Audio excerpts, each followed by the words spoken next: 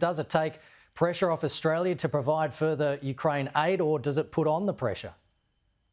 Good morning, Kenny.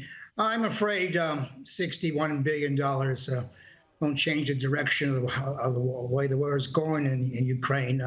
Look, Ukraine is going to lose this war. It's a nation, started out as a nation of 44 million people. 10 million people went to different countries to hang out. And, Russia is 149 million people in 11 time zones. They were never going to beat them. They're just never going to beat them that way. And so they did the best they could. They fight very heroically. We all know Ukrainians do that kind of thing. And I think the American Congress has come up with this a massive amount of monies in order to sort of salve their consciences a little bit and to avoid the claims around election time that who lost Ukraine, whether it was the Democrats or the Republicans. But I think it's, we really should be spending a little more time on some kind of diplomatic solution and stop the killing. The Ukrainians are losing about 30,000 men a month, and that's the problem, Kenny. They've run out of manpower. I mean, they're having trouble recruiting. The average age of the soldier in Ukraine is 43 years old, for goodness sake. And the Russians have come up with 500,000 recruits this year. The Ukrainians cannot. It's just a matter of statistics now and probability. I mean, Ukraine is going to lose the war. They'll still be able to retain a large part of their country. But I think the American government has come a little too late to this. Should have come a little earlier. And same thing with the Israelis. I mean, Netanyahu's been behaving very badly for the last 6 months, and he was rewarded with a $26 billion package, sanctions from the G7. And so he called it on Israeli television a victory for Western civilization. I'm sure there are a lot of Israelis who would disagree with that. But look, the package was very generous, but it comes too late. And I think the damage is done. And I think Biden would like to run out the clock. That is, he'd like to hold off any capitulation till after the election is over.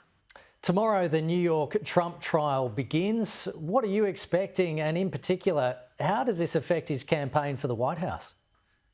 Well, I mean, as you know, it isn't going to hurt the regular Trump base, as a matter of fact. This whole thing has struck me as sort of absurd. They're saying that he tried to cook the books on paying off this beautiful porn star in 2016. I mean,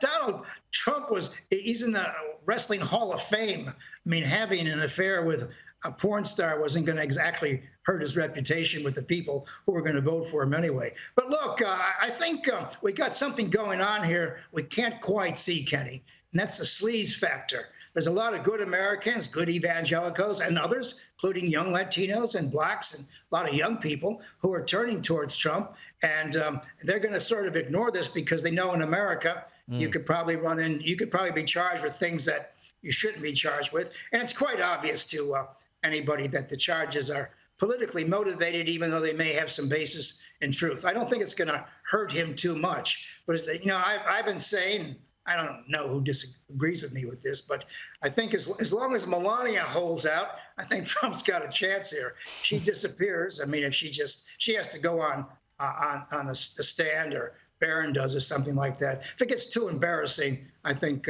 Trump would fall apart on this one. But okay. Look, he's in the wrong place at the wrong time. New Yorkers are determined to convict him. He'd probably get probation. I can't see the 45th president of the United States lining up in the canteen in a jail with an orange jumpsuit on, waiting for his breakfast. I mean, it's not going to happen because there's really no room for the Secret Service in prisons as well, Ken. Yeah. Well, appreciate your time. We better leave it there, Joe, because we've got to get to the next program. But good to see you, Professor. Thank you. Great. Thank you.